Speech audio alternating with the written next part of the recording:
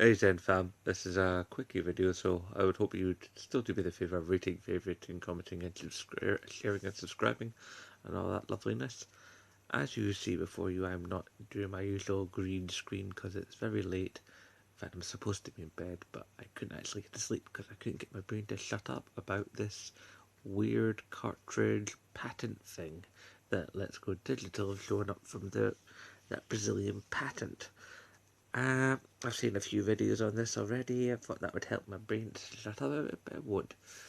Here's what I think, and I could be wrong, but no one else has said this, so maybe I'm onto something.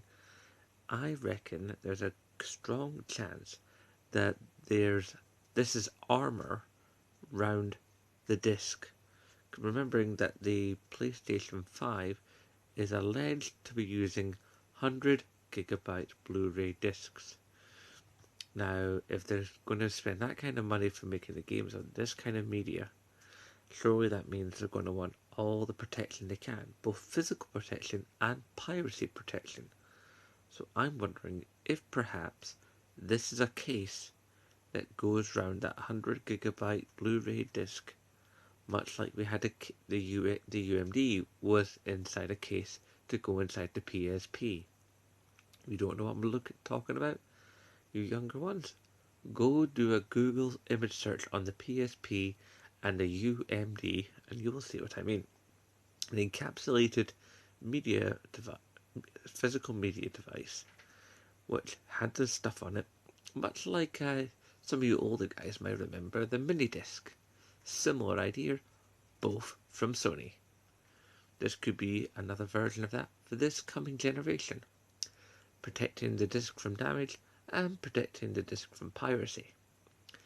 Considering that Blu-rays can be burned, I would imagine that a 100 GB Blu-ray would eventually be able to be burned, but if it comes in this proprietary armor, I would imagine the chances of that are significantly smaller.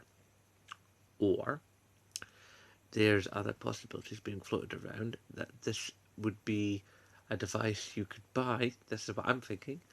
A device you could buy that would bypass the idea of having to have a built-in backwards compatibility for PS3, PS1 and PS2. Perhaps you buy one of these to get that form of compatibility so Sony can sell you a PlayStation 5 without having to put in either PS3 guts or simulated PS3 guts. They sell you this, which is like a simulated PS3, and PS2 and 1, because that's PS3 originally could do those games. Maybe this is a little thing you buy if you want those things, if you're willing to shell out for it. Or it could be just a way for the PlayStation 5 to be able to read memory cards.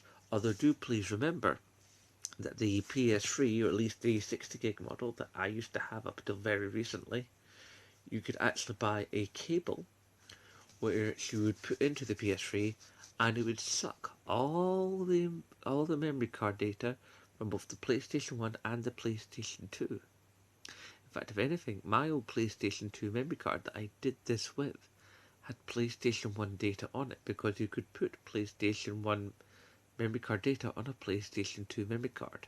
So my old PS3, before I sold it to my friend, it had all that data on it. It was food for thought. Anyway, like I said, this is a quickie video and I should actually be in bed because it's like 25 to 2 in the morning. I've got work